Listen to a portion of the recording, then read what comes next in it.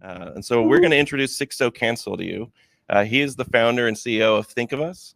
Now, one of the things you should know is that Becky and John introduced Sixto into our lives, and we couldn't be more thankful. But now you're also going to introduce him to everyone out there. Yeah, when we talked about who would be a keynote that would speak to you, nonprofit friends, someone who has been in your seat, someone who is doing the work on the ground. Sixto was the individual. We met him a couple years ago when we heard about the incredible movement of Think of Us. And if you have a heart for child welfare reform and transforming the way we care for our children in the child welfare system, what Sixto has built, the movement that he has created, and I don't want to call it a nonprofit because nonprofits are evolving, and Think of Us is one of these that we are watching at We Are for Good with incredible interest because they're flexing partnerships, media, they're flexing what their community's lived experience and story is doing. So we are so excited to bring Sixto, who is also one of the most incredible human, empathetic, and bold leaders we are seeing in the sector right now. Yeah, I mean, the kind of evolved leader that not only takes care of this incredible mission that feels larger than life to wrap our arms around, but how do we take care of our teams? How do we pour in and build cultures that people want to stay in and they don't have to heal from? And so it is a huge honor to have Sixto Cancel in the house today. Welcome to the stage, my friend. There he is. Hello, my friend. Take it away. Oh, thank you so much. Hello, everyone. My name is Sixto Cancel, and it is just such a pleasure to be here with you all. You are all breathing life into your nonprofits, and so I am just super ecstatic to be here. So I want to tell you a little bit about how I come to the work. My journey began as an 11-month-old baby. I was placed into foster care because my mother struggled with an addiction and poverty. By the time I was 9, I was adopted, and it was a very racist and abusive adoption. So I found myself couch surfing because no one believed what was happening to me. It was not until I took a tape recorder, strapped it to my chest, and was able to gather the evidence of what was happening to me. It was at that point, after 2 years of couch surfing, after 2 years of having Child Protective Services actually conduct investigations and say the words unsubstantiated to me, that I finally was believed and placed back in foster care. And when I turned 15, I thought that the storm was over, but it was just the beginning of the next storm. I was in care, and the journey was made clear to me. I would turn 18, maybe 21, and I would age out of the foster care system. And that meant I wasn't going to get adopted again. It meant there was no happy ending of going back to a family. It meant that I had to prepare for what was next. And what that meant was understanding the reality that only 3% of young people who age out of foster care were getting a bachelor's degree, that the chances of being employed was slim, that we knew that young people who age out of foster care are 2 times more likely than Iraq veterans to have PTSD. I was scared about what this meant to me. So many people ask, what is the hardest part about foster care? And it's easy to give the quick answer of going from home to home, never knowing what is going to happen to you. But the biggest fear that I had as a teenager is what would happen to me when my life was in the control of me. And so I got involved in all of these services that helped me. And that's why I'm so excited to be talking to you all. Because when I think about the audience here and I think about the nonprofits here, it was the financial literacy program that taught me how to actually budget. That small nonprofit, that mom and pop shop, right, is the one who guided me to learn life skills and to be able to get prepared for what it meant to live on my own when I turned 18. As I got into these programs, I had the chance to actually get involved in youth boards and different system change initiatives and start to get involved in what it meant to actually advocate for legislation. Being able to go ahead and figure out, how do you design for a program? How is it that you actually give feedback to a program so that it can be better? And I fell in love with what it meant to actually transform systems. How do you actually improve them? And even as a high school student, I got to see change. I got to see legislation pass. And then I got to get trained by foundations who gave me a fellowship. And that this fellowship not only taught me how do you improve systems, but it taught me how's the system financed? How are things administered?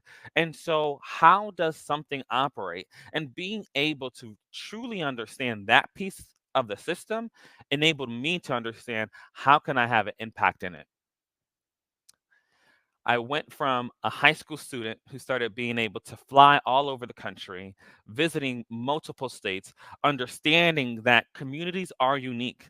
Just because you have one program, there will always be a community influence on how to make that program special to the people that it serves in context.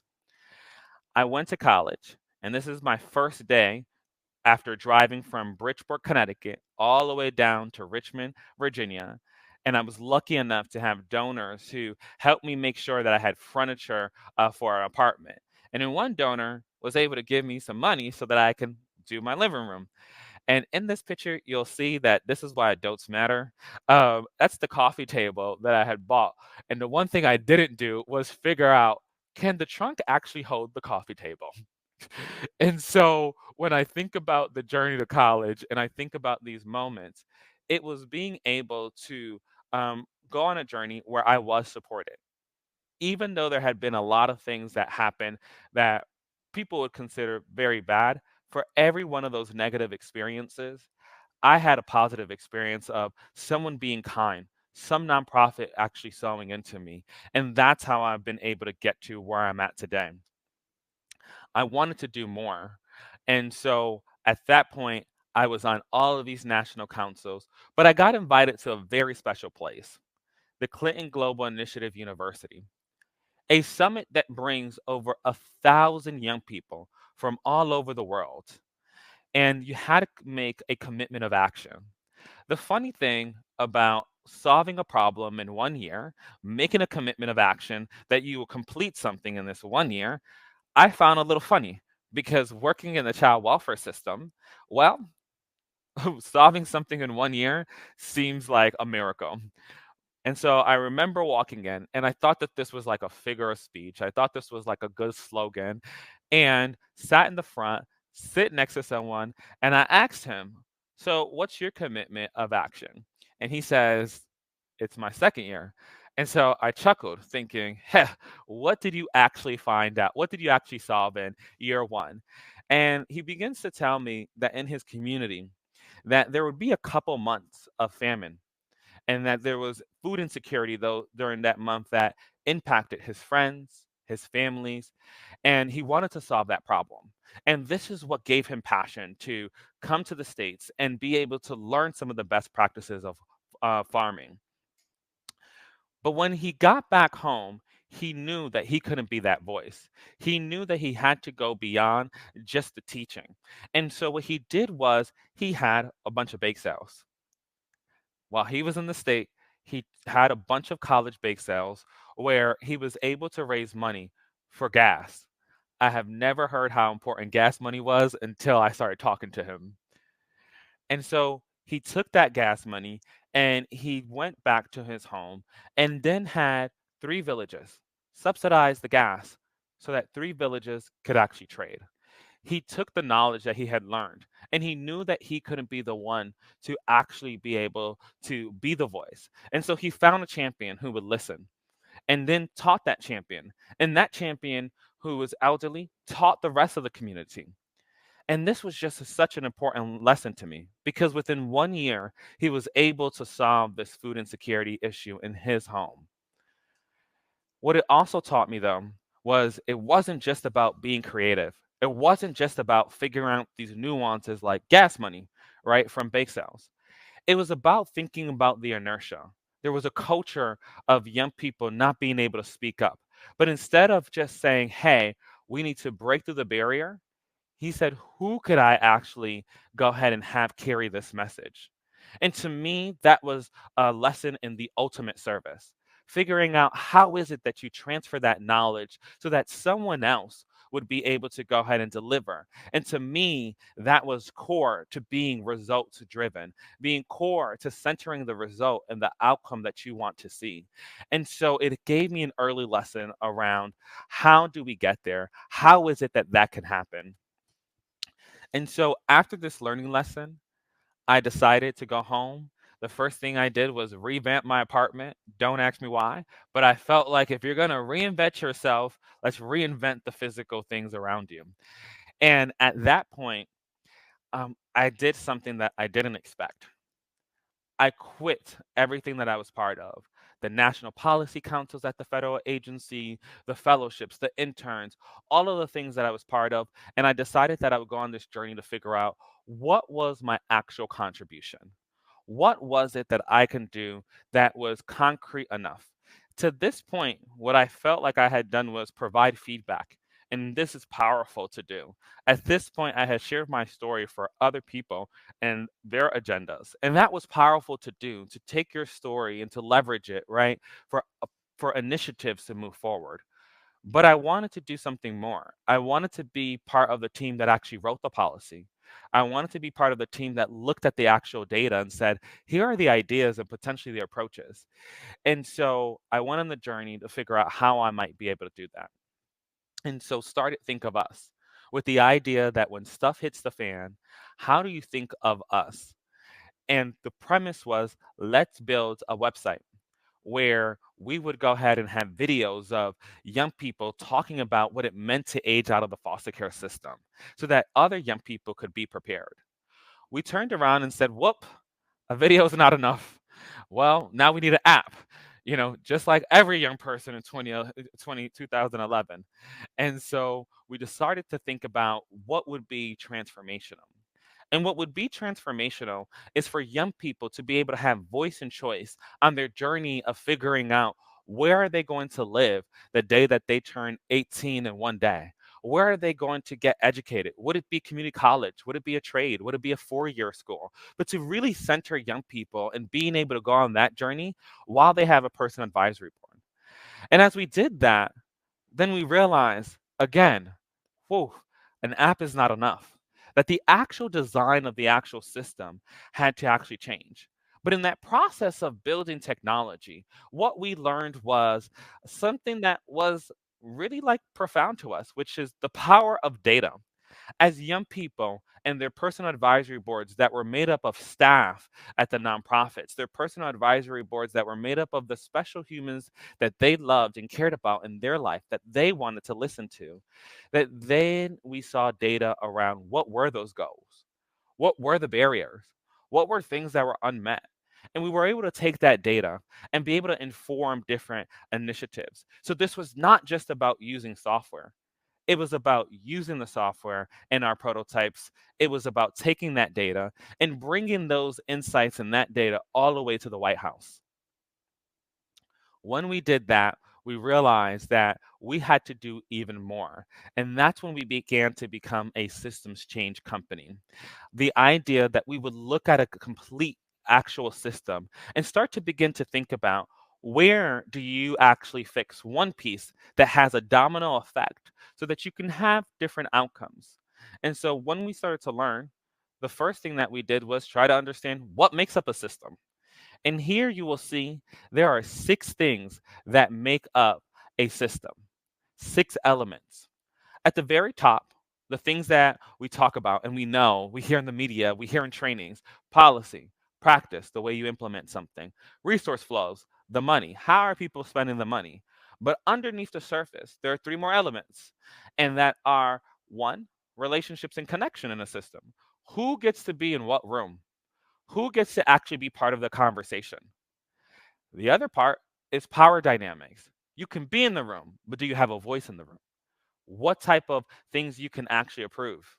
And at the very core of a system, in the deepest part of the bottom of the iceberg, is mental models. What are the beliefs, the attitude, the mindset? What are the stories that are driving the leadership, driving the frontline staff? And when these 6 elements come together, there's an outcome from that system. When you think about foster care, we have the policies, the practices, and the way money is spent to make sure that foster parents can be able to take in children into their home. And that at the deepest part of this system, what people believe is that children are being abused and neglected, and therefore they have to be placed with another family. But what if the mental model was that young people could actually live with relatives? Well, that would have to shift the way that policy is set up, the way that we would allow money to be spent. Could it be that we could actually give auntie, grandma, uncle, cousin the ability to have the same supports that a foster parent has without becoming an actual licensed foster parent? Is it safe? Is it something that can be done? This is how we need to understand systems. And so when we launched into this, we realized that it wasn't just enough to understand systems, that we actually had to understand who are the people that are being impacted by this. And so within our nonprofit, Think of Us, we launched the Center for Lived Experience, which is focused on understanding what are the phenomenons of people's experience when they interact with the actual system. And so the Center for Lived Experience is so focused at creating proximity at scale. We cannot solve problems if we are not close enough. We have to get so close to what is that suffering? What are those pain points? Who is working on these problems? And so when I heard Brian Stevenson talk about the power of proximity, it became clear to me that we had to figure out how do we do this at a system level, sector wide. And that is when we began to actually reach out to current and former foster youth, reach out to the aunts, uncle, cousins, grandparents, family members, people who cared about, who were lifelong friends of a family, and say, how do we get their voice? How do we understand their pain? How do we actually turn around and make sure that we have such a deep understanding of what is actually occurring? And so through cash grants that went out the door, through services that we were able to provide virtual support navigation services that focus on connecting a young person, a relative, with a resource so that they can take care of a relative's child, right? We were able to get data. And to date, we have over 50,000 young people, caregivers who have shared some of the most painful moments in their life so that we are able to learn from that and be able to advocate for them. With this data, we have been able to think about where do we actually change the system? Where do we actually shift policy and advocate? And we know what things and what levers to pull because we are so close to the problem.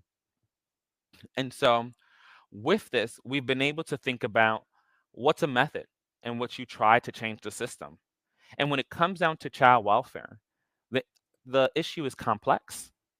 Child welfare actually represents the families who have fallen through the gaps, fallen through some traps from other systems. When mom can no longer pay the rent and she is a victim, and her child and her are sleeping in a car, and there's a long waiting list at the actual housing authority, and getting an apartment quickly may be a challenge. That child ends up in child welfare. 10% of the children who are in foster care are there because of the things that they are experiencing housing instability. Most people believe that children are being physically, sexually abused, but 63% of the children who are actually in foster care are there for neglect issues. And too many times it's related to poverty. About half of the folks who experience a child abuse investigation actually are making less than $10,000 a year. Trying to survive on less than $1,000 of income a month. And so when we think about this system, who is it that we're actually serving? When you're experiencing food insecurity, but there's months to get into that caseworker's office because they are not having the tools and the processes to support them, right? What does it look like? Long waiting periods, not getting what you need, and then potentially a child welfare investigation. And so when we look at the results of this system, we realize that there is a opportunity to change the way the system works. And so we've developed our own system design method. And in the first foundational bar that you see down there, it's about centering lived experience. It's about listening to them in all the ways we can, surveys, interviews, but also being in service. It is why last year we served over 3,700 families, connecting them to resources that they needed, all virtually. From housing to back utilities to rent to being able to think about behavioral health services with them and refer them. This is the power of direct service to understand how is it that people are getting help and what is it that they need. It is those insights from being able to conduct research, being able to be in direct service, that we have the first bucket all the way to our left, which is the bucket of research and understanding, being able to surface insights that are of what people are going through. But once we are able to do that and combining the evidence that exists in research, combining the voices of children and parents on the ground, we then are able to reframe the problem. And when we understand the problem differently, we get to actually scope to those solutions. And so then we're able to say, well, what are the solutions? That second bucket of design and implement. That bucket is about scouting for solutions that exist in the world. People like you all are who are doing the work and have the solutions in the community. How do we find you and say, hey, state, hey, federal government, these folks should have money. They should be part of the system of surveying. Sometimes it's hard to find folks. Sometimes there's an opportunity to innovate, bring new technologies, bring new designs based on what we heard. And so we ideate and co design new solutions with young people, with parents. And once we figure out what is working or what has promise, we then try to replicate in different communities or inspire others to replicate in different communities so that then we are able to actually have impact in multiple places to know it's time to codify it. It's time to upgrade the system and with policies and resource flexibilities to be able to make that happen. And so that's the way we start to look at systems. But to transform the child welfare system, we're going to have to understand where it comes from. And most people think about the orphanage as our starting point here in the United States as our child welfare system. But I actually want to go back to a relationship problem that King Henry VIII was having. He had a situation where he wanted to get divorced, but the church didn't allow that. And so he thought, I don't know if he thought he was being innovative or something of that nature, but he decided he was going to separate the church and start his own church. And so in 1534, he declared himself the head of the Church of England. And when he did that, there was some gaps in thinking. To that point in our history, the church was the one who responded to families in need. They were the ones who turned around and made sure that if you were experiencing poverty, if a child was homeless, is that those monasteries were the ones to go ahead and support those families. It was an individualized approach. But by 1536, just 2 years later, what happened was there was a massive closures of monastery. And it would be almost a century where un, this challenge would happen. And it was in 1601 where the issues couldn't be ignored anymore, that England was overwhelmed with the amount of poverty that was happening. And so then the Poor Relief Act happened. And the Poor Relief Act said a couple things. We would create workhouses, right? So that people can live and work in those places. But one of the very challenging principles that was created in that moment, a mindset that today is still pervasive in our systems, is that there are two classes of people: people who are worthy and unworthy of support. And so this set the tone that in order for you to get support, that you have to increase your personal liability in order to go ahead and engage with support services. And we see that philosophy here today. And so how do we actually go back to pre-1601 to think about how are we even more individualized? And so many of you in the audience know that your services are effective because you listen to the people you're serving, because you take that individualized approach within your frameworks so that you can have impact. One of the things that this moment also did was set the tone that people can be served not just in bulks, one pathway and another, but that institutions are core to that actual solution. And so there were these workhouses that came about. There were these actual institutions, orphanage, that came about. And those policies from England You can look at the actual history archives and see those same policies transferred to Jamestown, one of the first cities in Richmond, Virginia during the colonies. You see that then go up into Massachusetts, and you can see that this became the basis of our actual social support system that was relevant to them. And this would continue for hundreds of years in the United States.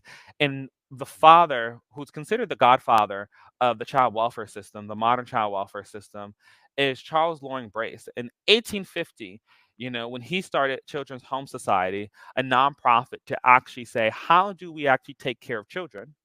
He, yes, thought about the orphanages, but he also started the orphan train movement, which took young people and children from New York City and put them on trains, and they would go across the Midwest and place them in different farms with families who were the first initial foster parents.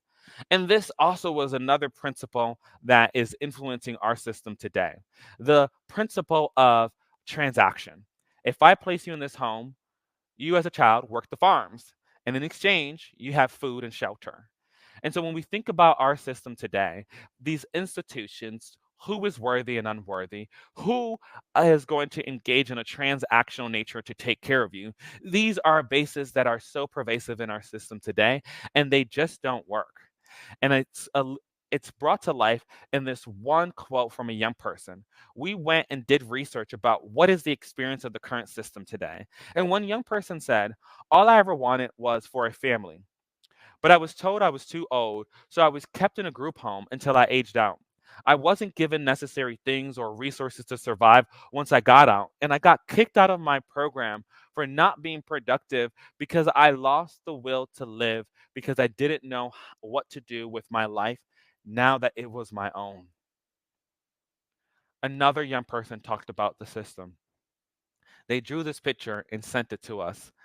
I think of what I drew as a piece that symbolizes us, the kids in foster care, feeling trapped. I did not want to fail in life, and I feel trapped in the fear of getting old. I also think it shows how the adults are turned on one another, but there is these children inside of them trying to get out. You see a almost prisoner like setting because being in the system can feel like a prison or a life sentence. When government interacts, whether that is to place a child in foster care or to provide something like housing and food, it should not actually be experienced as a prison like sentence. It's that when government comes and makes that promise to us of having the ability to have opportunity, is that the interaction with these systems should enable us to thrive beyond self sufficiency, to get more than our basic needs met, and not in the context of experiencing more trauma. So we've launched a couple different initiatives. Number one is to change this model of institutions, that people should get individualized approach. And one of the places that we're doing this is really working to disrupt the group home congregate care industry. People can be served at home, and when they can, we should do that. And so we've been calling for the end of unnecessary group homes. We've done this research and talked to people, produced reports, and that research has informed the Senate. And the Senate launched an investigation against the four largest group homes in the country to make sure that they are actually serving children. The Department of Justice, we were able to brief 63 trial attorneys in their civil rights division, and they have been able to launch investigations and a lawsuit against the state of Nevada, not to just shut down group homes, but to say you have to actually invest in home services, creating an opportunity for you all in the audience to think about how might you serve people in their homes in something like mental health and behavioral health.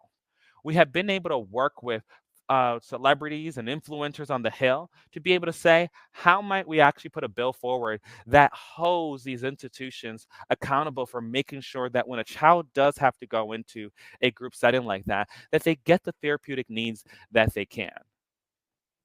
This is one way of making sure that we get services into the home, but it goes beyond that. We have to figure out that how in the early process we can go ahead and actually transform that first touch point. When a social worker knocks on your door, how is it not a scary a scary experience? How is it that the 5 million children, the 7 million children who experience that knock, it is actually a positive experience. And so we believe we can actually get there. A crazy idea, people sometimes say. But when we look at the 7 million children who are a part of a child abuse investigation, right, which is almost 10% of all of the children in the United States right now, 5 million children are screened out, meaning that the social worker doesn't find anything to take them and place them in foster care. But it doesn't mean that family doesn't need help.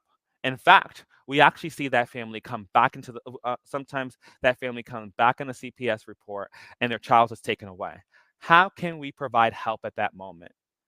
Parents and young people have come together to design an alternative. Imagine this: a knock at the door from a worker actually is a lifeline to support. And that lifeline involves case management if you want it, money if you want it, supports and resources if you want it, not with the threat of removing your child. We believe that we can actually keep young people in their families if we support on the front end. We provide home services in home as a system. And then as a system, if the system provides this alternative pathway to voluntary services, we can keep families together on the front end. But if you have to come into foster care, how is it that we move from living with unknown people to living with people who can love you beyond a contractual agreement, beyond their license? We will always need a place for people to foster and to adopt children. And they are called to that work. And when they're called to that work, they provide one of the most beautiful things that you can provide to another human: the sense of belonging and love. But when you can be with family, how do you do that? For me, it wasn't until I was about 27 where I was able to meet my father's side of the family. I went to a reunion and it was a profound experience. 3 hours before the reunion, I get a phone call that my father's side of the family, who I had never met, was at the park. And I so happened to be in New York City at that moment. And so I raced over there, walked in, and it was weird to be with people who were so kind, so accepting, who looked a little bit like me, right? After living in foster care all of my life. But in that moment, I also became numb because I realized that as I was there, I had aunts and uncles who were foster adoptive parents who had adopted out of the foster care system. And in that moment, all I can do was pull out my phone and GPS to my last foster home, 58 miles away. I wish I can tell you that this is a unique story, but unfortunately, 200,000 young people every single year actually come into the system and are not placed with family. Only 34% are placed with family. We have to be able to change the system. Here in the last months during this administration, something revolutionary has happened. The concept, the idea that we can keep children with their family has been driven. And so this is a picture of what just happened in March, where the federal government said to states, we will unlock money that traditionally is funding investigations and traditionally is funding placing children with foster parents, and say now you can use that to place a child with aunt, with uncle, with a cousin, with a close family friend who has known and loved that child, with a grandparent, so that then if that child has to be in care, that they are still connected to family. The power of being in family across all the evidence show that young people are more likely to have employment, to be educated, to be able to have less trauma. And so this is a pathway to make sure that we actually have a system that not only keeps children safe, but truly helps them heal, develop, and be positioned to thrive beyond their self-sufficiency. The White House estimates that over the next 10 years, that this is going to unlock $3 billion. And since that moment, in this convening, the United States Children's Bureau convening on kinship care, that we were so honored to actually put on with them in partnership, brought together states from all over the country. 15 different commissioners, secretaries, deputy commissioners came to Washington, D.C. with a mission to figure out how do they create a modern kinship care system. How do they actually transition from traditional foster care to a system that actually keeps families together? I believe this can be one of the most catalytic systems in the actual country. Why? Because it touches so many of the children. 50 when we think about what's happening, 33% of all children before their 18th birthday will experience a child abuse investigation. That touch point right now is one that is full of trauma, but that touch point can actually be one that's full of support. When we look at Black families, 53% of all Black families will experience that child abuse report. One out of every two Black families in this country before that child's 18th birthday. This system is touching children consistently. Imagine what redefining that moment is. We know that 10% of all Black children will experience the foster care system. That means a worker will knock on the house, remove them, place them in the actual system, and about half will go back home. And so when I think about the power of this moment of keeping families together by changing the system, it's in two fronts. It is by number one, figuring out how do we actually serve families on the front end, right? When that knock on the door occurs, and even before that knock. And so when I think about who is here today, I encourage all of you to think about how is it that you can get involved in supporting families and community, especially now while every state is figuring out how do they fund that actual engagement. How is it that they understand even more about the needs, right? It goes beyond just qualifying for a removal of your child, but now we have to figure out what does it mean to support that child, that young person, that parent who needs support. Now, once you're in the system, how is it that you also have the resources to be able to take care of your relative's child? That might mean a crib within 24 hours. That might mean behavioral health services for your granddaughter or your niece or your nephew who've experienced horrific things like sexual abuse. It means that the community has to step up in a different way and wrap around these families. But it also means that government has to actually get involved in funding the right things. And this today is the most catalytic moment in child welfare because over the last 15 years, more legislation and regulations have unlocked flexibilities that actually enable us to modernize this system. But the question is going to be, how will we do it? And will we do it well in service of those who are actually most impacted? And the only way that we actually get to do that is by ensuring that we center the lived experience, that we center those folks who are so impacted, who have those experiences, to say, how do we actually design to meet their needs? I'll end with a quote that helps me think about what is the mission that we are truly on. And this quote was from Michelle Alexander. And she says in her book, The New Jim Crow, we must work tirelessly to ensure that our government upholds the dignity of all families, recognizing that the separation of family is a grave injustice that echoes the darkest chapter of our history. True justice demands that families remain united, supported by the policies that foster community, understanding, and equity. This is the opportunity that we all have in this moment. And so I ask each and every single one of you, whether you're a funder, a nonprofit, a staff person, all of you have a role to play in this catalytic moment about how is it that we show up and support the folks who are most in need of getting just a little bit of support without having to increase their personal resilience. Thank you. Thank you so much. Thank you. Really appreciate it. No problem. So much of giving is personal. And so we talk a lot about that from the perspective of the donor, but really the doers of the work, it feel it personally too. So I really want to thank you for sharing not so just so much of your story, but so much of yourself up here. That really means a lot. And I know you can't hear it, but out there in the world, there are thousands of digital people clapping their hands and appreciating everything you just did. You know, I so appreciate that. And I have to thank, yes, my team, all of the teams that are out here, our board members and so forth. But to me, I think the most important thank you goes to the people who are impacted by these issues and that share some of the most painful moments in their life in order for us to learn how is it that we might change policy? How is it that we might change a program? And so folks who, share those painful moments for our learning, how do we honor it by continuing to do this work? And so I am so thankful to the Responsive Nonprofit Summit because this is how we actually make real change possible. Yeah, well, we can all only do what we can do, but we can at least do that. And so you're doing the work. People are donating. People are making it happen. So thank you so much. Appreciate you. it. So